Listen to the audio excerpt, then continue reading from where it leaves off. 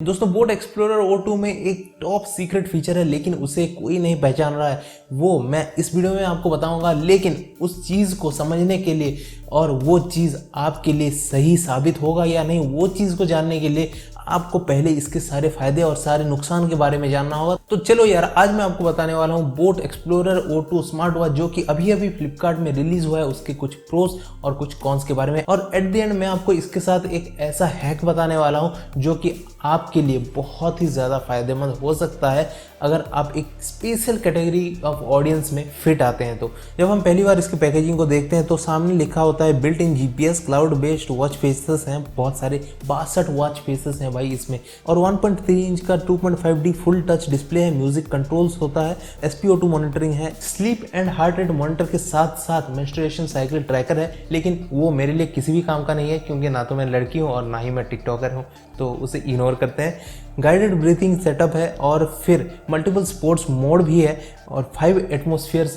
तक वाटर का प्रेशर सह सकता है और स्प्लैश रेजिस्टेंट भी है स्वेट के साथ साथ। यहाँ आपको वेदर फोरकास्ट भी देखने के लिए मिलते हैं और कॉल एंड बाकी सारे सोशल ऐप्स जो पॉपुलर हैं उनके सारे नोटिफिकेशन भी आपको वॉच में मिल जाएंगे बोट के ये ऐप के थ्रू। इस डिब्बे के अंदर आपको एक चार्जिंग केबल मिलता है जो कि मैग्नेटिक है, एक सेटअप गाइड मिलता है, एक वारंटी कार्ड मिलता है और बोट कंपनी के दया से आपको एक स्मार्ट वॉच भी मिल जाता है। अब डिब्बे से निकाल के पहली बार जब आप इसे हाथ में पकड़ेंगे तो आपको इसकी बिल्ड का पता चलेगा। बिल्ड इसका काफ़ी सही है, स्टडी है, इसका बॉडी मेटल का नहीं है लेकिन फिर भी चलेगा, ओके इश बिल्ड है। और इसका स्ट्रैप जो है वो काफ़ी सही है, प्लस इसके जो मैग्नेटिक चार्जर है वो भी सही ग्रिप बना देता है आपके चार्जिंग केबल का। और फिर हार्ट रेट और SpO2 मॉनिटर जो है वो नीचे प्लेस्ड है और साइड में एक डायल दिया हुआ है जो कि रोटेट तो नाम का ही करता है, बस उसको क्लिक करने का ही काम आता है। और फिर इसका वेट भी 34 से 40 ग्राम्स के अंदर ही है, जो कि काफ़ी सही वेट है एक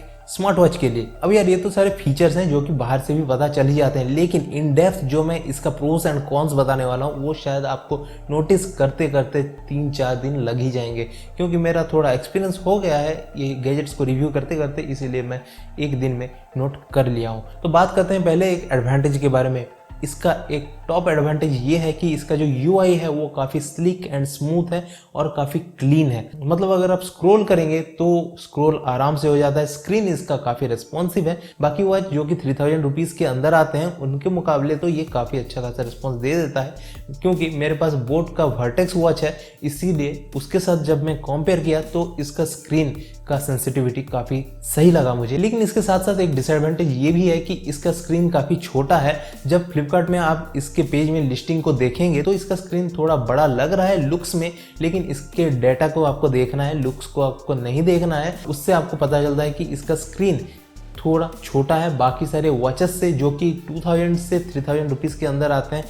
मुझे वो समझ में आ रही है क्योंकि यार इसमें GPS भी दिया गया है, इसीलिए शायद ऐसा हो सकता है, कॉस्ट कटिंग के लिए बोट ने ऐसा किया होगा। लेकिन इसके साथ साथ एक बहुत अच्छा एडवांटेज मिलता है भाई, वो नॉर्मली 3000 रुपीज़ के अंदर वाले स्मार्ट वॉच में बहुत ही कम देखने के लिए मिलता है, लेकिन उनका प्राइमरी फंक्शन वही होता है और वो है heart rate monitor. Heart rate monitor यहाँ काफ़ी एक्यूरेट है। मैं तो एक बार डाउट कर रहा था कि इसके हार्ट रेट सेंसर उतना एक्यूरेट तो हो ही नहीं सकता, लेकिन यार मैं अपने रिस्ट को पकड़ के मेजर किया, 90 BPM आया और इसका भी रीडिंग 90 BPM आ रहा था। और ऊपर से मैंने इसको सॉफ्ट सरफेस में भी ट्राई कर रखा है और उसमें ये रेस्पॉन्ड किया ही नहीं। मतलब कोई वॉच होते हैं ना जो कि पुतले में भी जान डाल देते हैं, उसका भी BPM निकाल देते हैं, SpO2 भी निकाल देते हैं रीडिंग, लेकिन ये ऐसा नहीं है। ये सीधा डिनाई कर देता है कि आप सही से इस वॉच को प्लेस नहीं किए हैं बोल के। ये काफ़ी सही चीज़ लगा मुझे। लेकिन यार कुछ टाइम में यहाँ ऐसा भी होता है कि हार्ट रेट एकदम स्पाइक हो जाता है एरर के कारण से, और उसके लिए बोट ने अपने ऐप में कस्टम मैक्स हार्ट रेट का फीचर दे रखा है, जिसमें आप एक मैक्स हार्ट रेट कस्टमाइज करके सेट कर सकते हैं अपने लिए, जिसके ऊपर जाएगा तो वॉच या तो अलार्म दे देगा या फिर उसको काउंट ही नहीं करेगा और ये कंसिडर करेगा कि वो एक एरर के कारण हो सकता है। ये एक सही चीज़ लगा मेरे को। लेकिन यार इसके साथ साथ एक और डिसएडवांटेज भी है, और वो है कि इसका SpO2 मेजरिंग उतना सही नहीं है as compare to heart rate measuring, और SpO2 में इधर उधर होता है इसमें, तो वो एक बड़ा सा डिसएडवांटेज है जो कि मुझे लगा। लेकिन यार हार्ट रेट सही बता रहा है, एक तरह से बैलेंस्ड हो गया है, क्योंकि 3000 के अंदर बाकी सारे जो वॉचेस होते हैं उनमें दोनों के दोनों हार्ट रेट और SpO2 इनएक्यूरेट होते हैं। नेक्स्ट एडवांटेज ये है कि इसके पास 62 टाइप के क्लाउड वॉच फेसेस हैं, जो कि आप क्लाउड से सीधा डाउनलोड करके ऐप के थ्रू इसमें इंस्टॉल कर सकते हैं और आपका वॉलपेपर सेट हो जाएगा। और उसमें क्लीन वॉलपेपर से लेकर फंकी वॉलपेपर तक बहुत सारे वॉलपेपर्स भरे पड़े हैं, वहाँ आप जाके देख सकते हैं ऐप में। दोस्तों इसमें एक और एडवांटेज मुझे ये लगा कि यहाँ बहुत सारे सोशल मीडिया ऐप्स के नोटिफिकेशन सपोर्ट कर जाते हैं, लेकिन मेरा जो बोट का वर्टेक्स वॉच है उसमें उतने सारे ऐप्स के नोटिफिकेशन सपोर्ट नहीं करते। इसमें जीमेल का सपोर्ट है, यूट्यूब का सपोर्ट है, व्हाट्सएप का, फेसबुक का, इंस्टाग्राम का और कैलेंडर के नोटिफिकेशन का भी सपोर्ट है, लेकिन बोट वर्टेक्स में ऐसा नहीं है, वो बहुत लिमिटेड सपोर्ट करता है। और ऑब्वियसली यार इसमें SMS का सपोर्ट तो होता ही है, लेकिन इसके साथ साथ एक और दिक्कत ये भी है कि आपके फ़ोन में अगर कोई कॉल आता है और वो मिस कॉल हो जाता है तो ये वॉच उसे शो नहीं कर पाता, जो कि बोट शायद फिक्स कर देगा एक फर्मर अपडेट में। यार आप जानते हैं इसमें GPS तो है, लेकिन उसका सबसे अच्छा पॉइंट ये है कि GPS होने के साथ साथ आपका जो एक्टिविटी GPS को यूज़ करता है उसमें एक ग्राफ निकल जाता है, जो कि आपके GPS कोऑर्डिनेट्स के डॉट्स को कनेक्ट करके वॉच में डिस्प्ले होता है। मतलब अगर आप साइकिलिंग कर रहे हैं और साइकिलिंग GPS को यूज़ करता है, इसलिए आप अपने रास्ते का एक विजुअल रिप्रेजेंटेशन देख सकते हैं एक ग्राफ के हिसाब से आपके वॉच में डायरेक्टली, बिना आपके ऐप के डैशबोर्ड को ऑन किए हुए।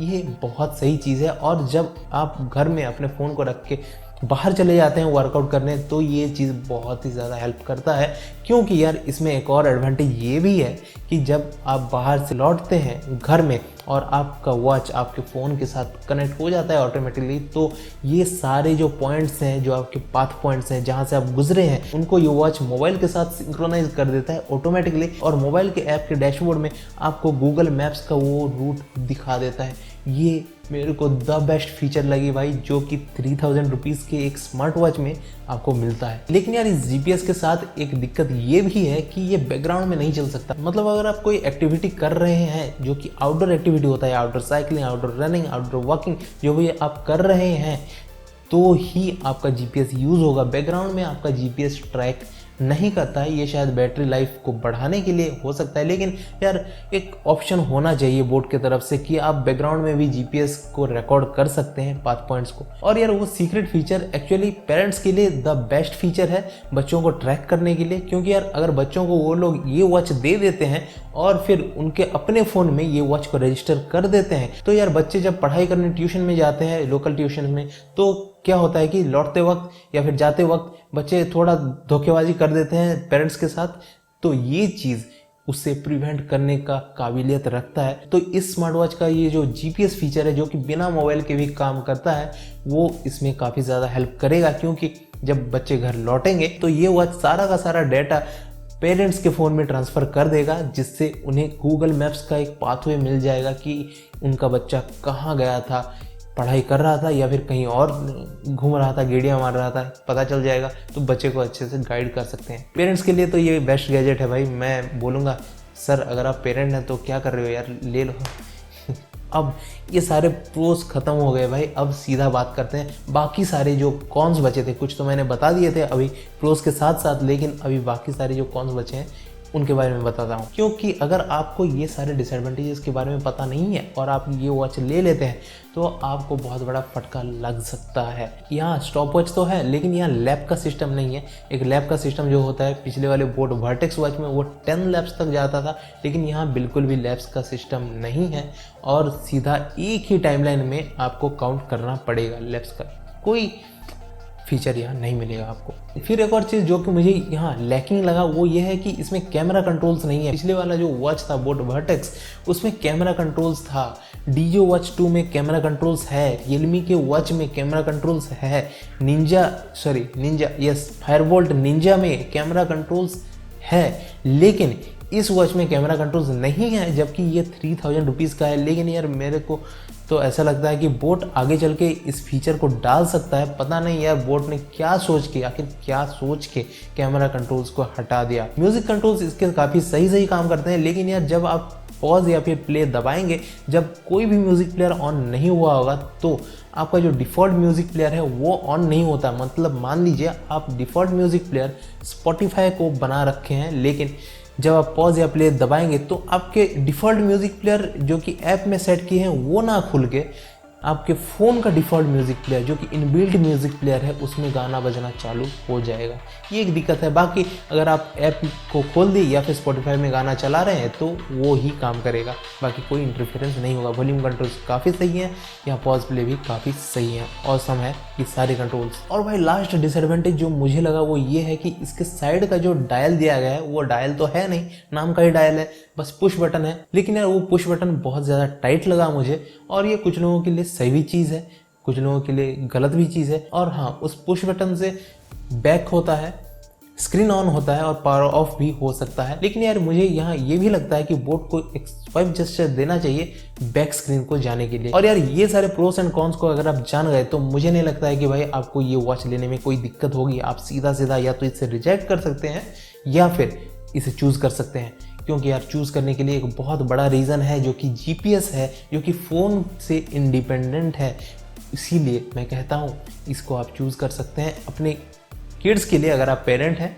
लेकिन अगर आप स्टूडेंट हैं और आप फ़ोन को कैरी करना नहीं चाहते हैं, जब आप आउटडोर एक्टिविटी करते हैं, बहुत ज़्यादा फिजिकल एक्सरसाइज करते हैं, तो ये एक सही स्मार्ट वॉच हो सकता है आपके लिए 3000 रुपीज़ के अंदर। तो यार आज की वीडियो में बस इतना ही। अगर आपको वीडियो अच्छी लगी, इन्फॉर्मेटिव लगी, यूज़फुल लगी तो वीडियो को लाइक कर दीजिए और इस चैनल को सब्सक्राइब कर दीजिए। बहुत सारे आने वाले गैजेट्स के रिव्यू आने वाले हैं, smart watches, speakers, smart speakers और बहुत सारी चीज़ें। तो मिलते हैं गाइस नेक्स्ट वीडियो में, तब तक के लिए नमस्ते।